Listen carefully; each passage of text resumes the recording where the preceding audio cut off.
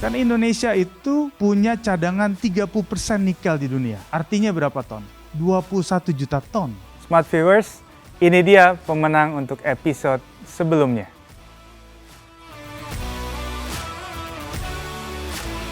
Selamat datang di Good Talk. Hari ini kita akan bahas soal isu yang paling krusial Indonesia hadapi, nikel dalam sengketa perdagangan internasional. Sebenarnya hal yang sangat biasa. Dari sejak tahun 1995 sudah ada 607 kasus di WTO. 52 diantaranya negara memilih menjadi penggugat dan 61 negara menjadi tergugat dari total 164 negara anggota WTO. Nah, dari itu semua, Indonesia itu terlibat dalam 27 kasus. 12 diantaranya Indonesia menjadi penggugat dan 15 diantaranya Indonesia digugat.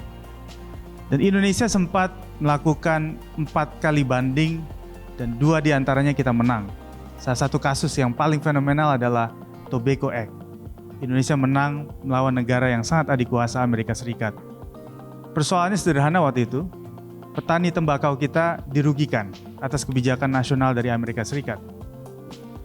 Nah, 30 November kemarin, panel WTO memutuskan bahwa Indonesia kalah dalam sengketa nikel dengan Uni Eropa. Ada 2 pasal yang menjadi konsideran dari majelis hakim. Yang pertama adalah pasal 11 dan pasal 20 GATT 1994. Isunya adalah soal kita melakukan restriksi ekspor yang dilarang oleh WTO dan kita melakukan kebijakan yang diskriminatif terhadap negara anggota WTO lainnya. Nah, dari itu semua teman-teman semua, apa opini dan pertanyaan dari teman-teman? Silakan. Jadi gini Mas Zaki, saya ingin bertanya, bagaimana pandangan Mas Zaki mengenai state sovereignty dari kasus WTO ini? Terima kasih. Oke, terima kasih. Pertanyaan yang menarik karena bicara soal kebijakan perdagangan multilateral, pasti kita bicara soal state sovereignty, kedaulatan negara. Di era globalisasi, memang kedaulatan itu menjadi satu hal yang sangat utopis, ya, karena semua negara itu saling terhubung. Ada teori namanya teori interdependensi. Tidak ada satu negara pun yang kemudian merasa dirinya paling hebat. Bahkan ketika bicara soal kendaraan mobil gitu ya, itu bisa jadi joknya dari India, mesinnya dari Jepang, pentilnya dari Indonesia, setirnya mungkin dari Filipina. Maka WTO itu mengkampanyekan satu gerakan made in world. Jadi bagaimana dunia itu berkolaborasi menciptakan satu produk. Walaupun ada anekdot Tuhan menciptakan bumi dan sebagian besar diciptakan di Cina katanya. Karena made in China apapun yang kemudian kita temukan. Ketika saya pernah tinggal di Amerika Serikat, negara sebesar itu pun juga menjerit soal banyaknya produk China yang masuk dan Indonesia masuk ke negara mereka. Walaupun dianggap sebagai negara yang high tech ya dan lain sebagainya. Nah, oleh karena itu, inilah situasi di mana kita harus bisa menyeimbangkan. Kalau kata Robert Putnam itu, dia harus menyeimbangkan antara kepentingan internasional dan kepentingan nasional. Itu tugas seorang kepala negara. Sehingga bagaimana kemudian dalam konteks ini, kepentingan dunia yang sedang berpikir tentang energi listrik dan juga kepentingan nasional, di mana kita juga punya bahan baku nikel. Terima kasih pertanyaannya. Silakan. Saya ingin bertanya Mas, bagaimana menurut pandangan Mas Zaki tentang Indonesia dapat menang di dalam applied body WTO di dalam kasus nikel ini? Terima kasih. Terima kasih atas pertanyaannya. Ini yang menarik. Apakah kita masih punya chance untuk melakukan banding setelah kita dinyatakan kalah dalam panel WTO? Jawabannya bisa. Ada satu step yang bisa diambil oleh Indonesia setelah dari panel WTO adalah appellate body WTO. Waktu prosesnya sekitar 6-8 bulan, kita bisa mendelay sebenarnya dari proses November kemarin. Dan ada satu pasal yang bisa menjadi argumentasi paling paten untuk Indonesia dipakai pada saat kita mengajukan banding, yaitu pasal 21 GATT 1994 tentang security assumptions. Artinya apa? Artinya pasal ini sudah kita lihat dari sejak 1947 itu digunakan berkali-kali terutama oleh Amerika Serikat untuk memenangkan sengketa dagang internasional. Alasan mereka adalah bagaimana kemudian kita bisa memberikan argumentasi dan alasan yang paling rasional dengan pendekatan scientific approach, ya, ilmiah, yaitu bagaimana menghadirkan argumentasi security. Kalau kata Adam Smith itu security as a freedom for prospect of a sudden attack katanya.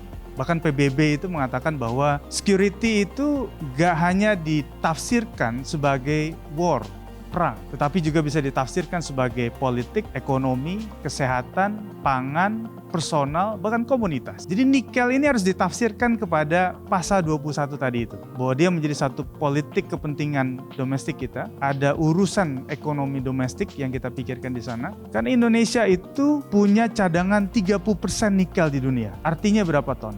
21 juta ton, dan jangka waktunya terbatas. Ini bukan energi yang bisa diperbarui, teman-teman sekalian. Oleh karena itu, ada kepentingan nasional yang harus kita jaga, national interest. Dan pasal 21 ini menurut saya tepat untuk bisa memutarbalikkan kondisi yang tadinya Indonesia kalah di panel, tapi Indonesia bisa menangkan di atlet body.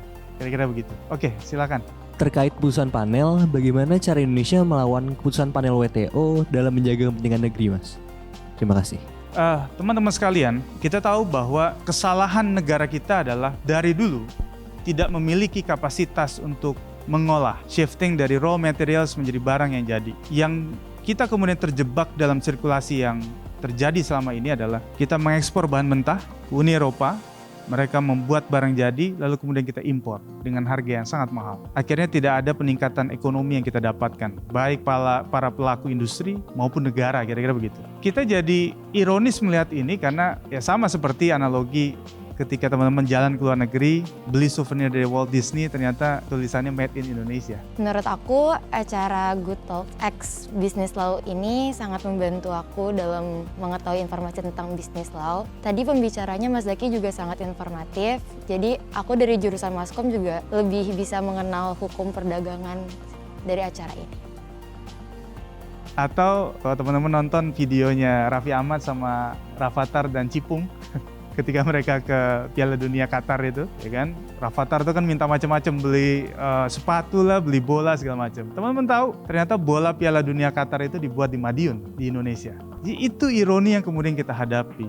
Dan bagaimana kemudian Indonesia ini bisa menjadi price maker, bisa menentukan nasibnya sendiri, terutama soal natural resources yang kita punya ini. Nah, salah satu yang bisa kita pikirkan untuk bisa mendelay keputusan panel WTO adalah dengan melakukan kebijakan pajak ekspor. Jadi pengusaha yang berpikir untuk mengekspor bahan mentah dari nikel itu akan berpikir ulang ketika kemudian bea cukai menaikkan pajak ekspor bahan baku mentah dari nikel. Itu strategi yang harus kita lakukan. Kenapa? Karena kalau kita perhatikan, Presiden Jokowi itu mengatakan bahwa ini seperti kembali kepada zaman VOC. Kalau dulu ada yang disebut dengan tanam paksa, sekarang disebut dengan ekspor paksa. Jadi seolah-olah Indonesia ini dipaksa untuk mengekspor bahan mentah nikel, padahal itu bukan keinginan dari Indonesia. Makanya kita tahu bahwa motifnya apa sebenarnya. Semua negara di dunia sedang membutuhkan bahan baku nikel untuk membangun industri baterai. Karena nikel itu ketika dilakukan hilirisasi, maka dia bisa menjadi beberapa produk seperti stainless steel, ya, 3D printing, termasuk baterai. Makanya kenapa pemerintah Indonesia juga mencoba untuk memberikan insentif kebijakan. Kalau kalian beli kendaraan listrik, kita kasih bonus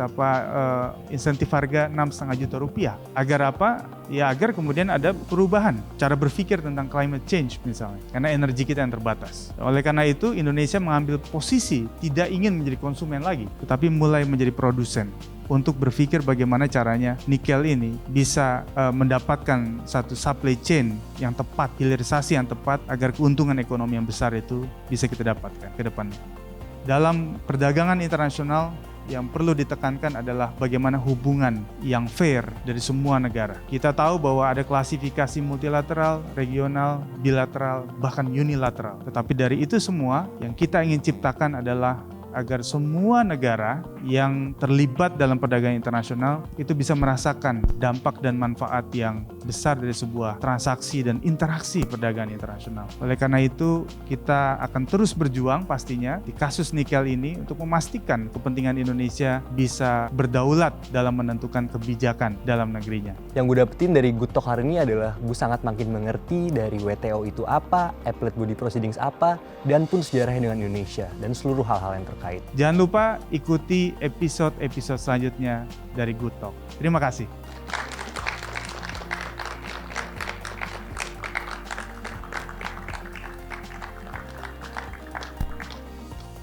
Smart viewers, saya akan berikan satu pertanyaan. Bagi yang memenangkan akan mendapatkan hadiah menarik. Dan ini pertanyaannya. untuk satu orang yang beruntung dan menjawab dengan benar akan diumumkan pada episode berikutnya. Jadi saksikan terus episode Good Talk X Business Law Binus selanjutnya.